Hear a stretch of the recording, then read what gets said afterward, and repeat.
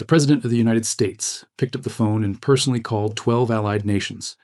He asked them for one thing: send your warships to the Strait of Hormuz. The United Kingdom said no. Germany said no. France said no. Canada said no. Australia said no. Japan said no. Spain, Italy, Greece all said no. 12 phone calls, 12 rejections. Not a single allied warship committed. And then something happened that is far worse than rejection. Those same allies, one by one, started picking up a different phone and calling Tehran, asking Iran for permission to sail through a waterway that America was supposed to control. The most powerful military alliance in human history just cracked in public. And the country that cracked it does not have a single aircraft carrier.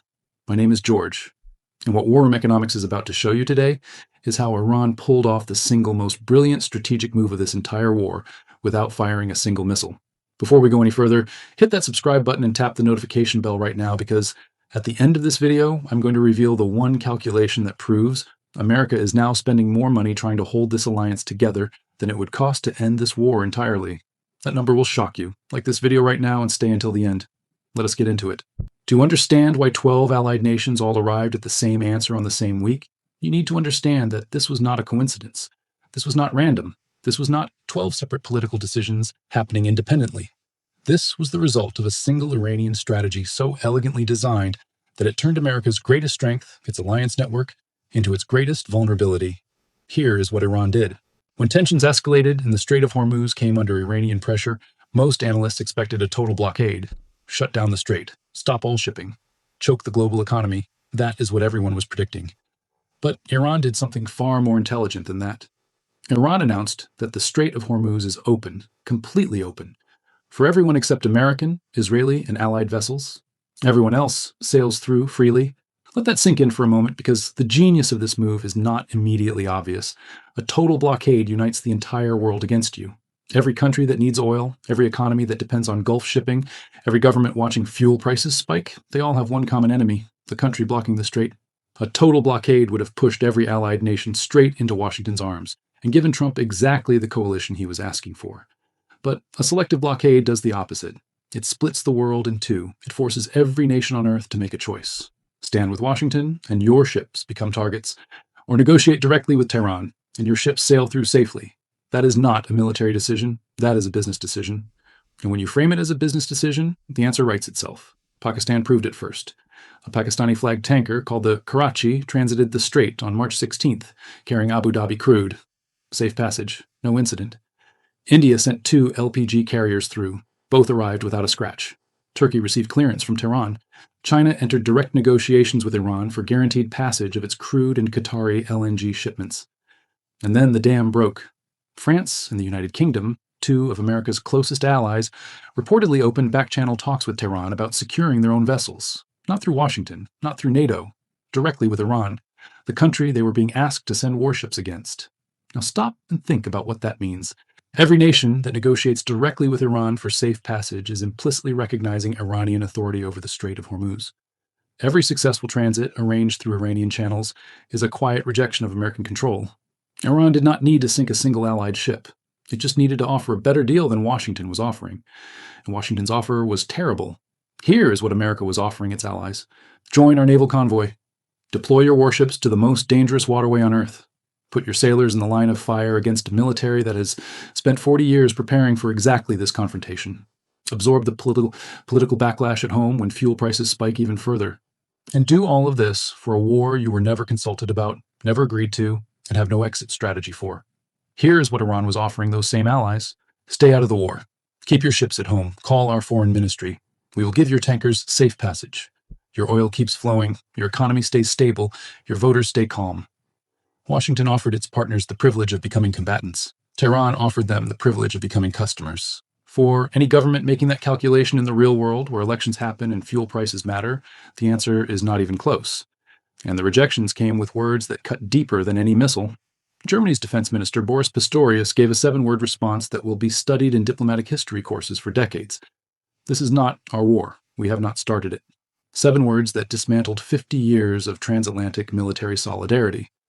Germany's foreign minister followed up by saying Berlin expects Washington to inform us, to include us, and to tell us when their goals are achieved. That is not the language of an ally hedging. That is the language of a government that considers itself a bystander being dragged into someone else's fire. Spain's Defense Minister, Margarita Robles, delivered what might be the sharpest rejection of all. She said Spain will never accept any stopgap measures because the objective must be for the war to end and for it to end now. That is a NATO member state publicly telling the United States that the war itself is the problem, not Iran, not the Strait, the war. And here is where it gets personal for the president. Trump's own reaction revealed how badly this shook the White House. When British Prime Minister Keir Starmer said he needed to consult his team before making a decision, Trump mocked him publicly. He said, and this is a direct quote, "You do not need to meet with your team. You are the Prime Minister." A sitting American president ridiculing America's closest ally for following basic democratic process. That is not confidence. That is panic dressed up as strength. Now stay with me, because what I'm about to show you next is the part that nobody else is covering. The economic damage from this Allied collapse is not coming. It is already here. And it is hitting you right now, whether you realize it or not. Before the war started, 138 ships transited the Strait of Hormuz every single day. As of this week, that number is 5, not 5%, 5 ships. Oil exports through the waterway have dropped below 10% of pre-conflict levels, according to the International Energy Agency. Brent crude is trading between $102 and $116 per barrel. It touched $120 last week. To put that in perspective, oil was sitting around $75 to $80 before this conflict began. That is a 50% increase in the single commodity that touches every price in the entire economy. The International Energy Agency responded to this crisis by approving a 400 million barrel emergency release from strategic petroleum reserves across 32 nations. That is the single largest emergency draw in the organization's 52-year history. The United States alone committed 172 million barrels, and the American Strategic Petroleum Reserve only contains 415 million barrels total. Do that math. America just committed 41% of its entire emergency oil stockpile to stabilize a crisis that is not stabilizing. Crude climbed 17% in the days after the announcement. The reserve release failed, prices kept rising, and every barrel pulled from that reserve is a barrel that does not exist anymore if the next crisis hits. That strategic reserve was built for genuine national emergencies. It was designed to be the last safety net, and 41% of it is already gone in week 3 of a war with no exit plan, no allied support, and no end date. What happens in week 6, week 10, week 20? When the reserve drops below 200 million barrels and another hurricane shuts down Gulf of Mexico production at the same time. There is no backup plan for the backup plan. Now here is where this gets even more twisted. And I need you to pay close attention, because this is the part that should make every single American taxpayer furious, regardless of which side of the political aisle you sit on. The war against Iran is directly enriching Russia. The European Union's foreign policy chief, Kaja Kallas, said it publicly in Brussels. Every dollar oil climbs above $70 per barrel is another dollar flowing directly into Moscow's war machine. Russia is using elevated oil revenue to fund its ongoing invasion of Ukraine, the very war that NATO exists to counter, the very conflict that Europe has spent hundreds of billions trying to contain. And the American war against Iran is pouring gasoline on it by spiking global oil prices to levels that make Russian crude wildly profitable, even with sanctions in place. But wait, it gets worse. The United States is simultaneously granting sanctions waivers allowing India and other nations to purchase Russian crude that is already at sea. So follow this logic carefully. America is fighting a war that spikes oil prices. Those spiked prices fund Russia's war in Ukraine. And America is simultaneously allowing Russian oil sales to continue while asking European allies to send warships to fight the war that is funding the enemy those European allies are already fighting. And Washington genuinely cannot understand why the phone calls are getting rejected. The contradiction is not subtle, it is official policy. And every foreign ministry in Europe sees it with crystal clarity, even if Washington refuses to. Now, I promised you earlier that I would explain why this allied rejection is not just a political embarrassment, but a military disaster. And this is where the Red Sea becomes the most important history lesson of this entire conflict. For over a year before this war started, Houthi militants in Yemen disrupted shipping through the Red Sea and the Bab el-Mandeb Strait. The Houthis are a militia, not a nation, not a superpower, a militia with a fraction of Iran's military capability. And what happened? 2 American administrations launched strikes. Biden admitted the strikes were not working and continued them anyway. Trump did the same and eventually walked away. The full power of the United States Navy, the most advanced naval force in human history, could not fully reopen a shipping lane against a militia group operating out of Yemen. Now apply that lesson to the Strait of Hormuz. Iran is not the Houthis, Iran has anti-ship ballistic missiles that can strike moving vessels from over 1,000 kilometers away. Iran has fast attack craft designed for swarm tactics in confined waters. Iran has submarines capable of laying mines in shallow coastal zones where American carriers cannot operate. Iran has a coastal missile network hardened over 4 decades of preparation for exactly this confrontation. Iran controls the entire northern shoreline of a strait only 21 miles wide. If the most powerful navy on earth could not secure the Red Sea against a militia, no patchwork coalition assembled under political pressure is going to hold the Strait of Hormuz against the Islamic Revolutionary Guard Corps.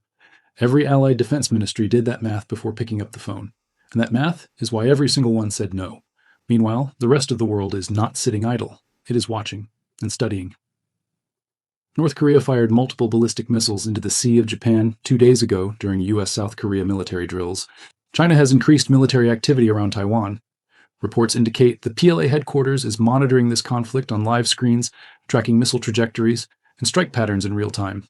Beijing is not intervening. Beijing is taking notes, learning what works against American defenses, learning where the gaps are, learning how a regional power with no aircraft carriers and no global navy can pin down the entire American military machine using geography, asymmetric weapons, and one narrow waterway. Dubai International Airport, one of the busiest aviation hubs on the planet, was struck by a drone today that hit a fuel depot and forced a temporary suspension of operations. Commercial flights bound for Dubai turned around mid-route. Qatar intercepted a second wave of Iranian missiles this morning. Kuwait's airport remains shuttered. Abu Dhabi is operating at limited capacity. The Gulf states that built their entire economies on connectivity, tourism, and global commerce are watching that economic model disintegrate in real time. And now here is the calculation I promised you at the beginning of this video. The number that War Room Economics exists to show you. The number that reframes this entire conflict. The United States is spending an estimated $25 million per day per carrier strike group deployed to the Persian Gulf. There are currently 2 strike groups on station. That is $50 million per day in direct operational costs alone. Add in the air operations, the missile defense batteries, the logistics chain, the personnel costs, the intelligence infrastructure, the diplomatic machinery working overtime to beg allies for support they are not sending. Incredible defense analysts estimate the total daily cost of sustaining this operation at somewhere between $80 and $120 million per day. Iran is spending virtually nothing to keep the strait closed. Mines cost a few $1,000s each. Fast attack boats are already built and crewed. Coastal missile batteries are fixed installations with decades of ammunition stockpiled. Iran's daily cost to maintain pressure on the strait is a rounding error compared to America's daily cost to respond to it. America is bleeding roughly $100 million every 24 hours to fight a war its allies refuse to join. That is funding its other enemy, that is draining its emergency oil reserve, and that is pushing its closest partners into direct negotiations with the country it is trying to defeat. That is not a war strategy. That is a math problem. And America is on the wrong side of the equation. Now, before you leave, I need 2 things from you. First, drop a comment below and tell me this. If you were advising the president right now, what would you do? Keep spending $100 million a day with 0 allies? Or find a way to end this before the reserve runs dry and the alliance breaks permanently? I want your honest answer because the strategic discussion in this comment section is sharper than anything I see on cable news, and your perspective makes it better. There's no wrong answer. Both options carry massive risk. Second, share this video right now with one person who still thinks America's alliances are solid. Show them what 12 phone calls and 12 rejections actually look like. Show them the math. 10 seconds of your time could fundamentally change how someone understands the most important geopolitical fracture of this decade. This is War Room Economics. My name is George. I will see you in the next one.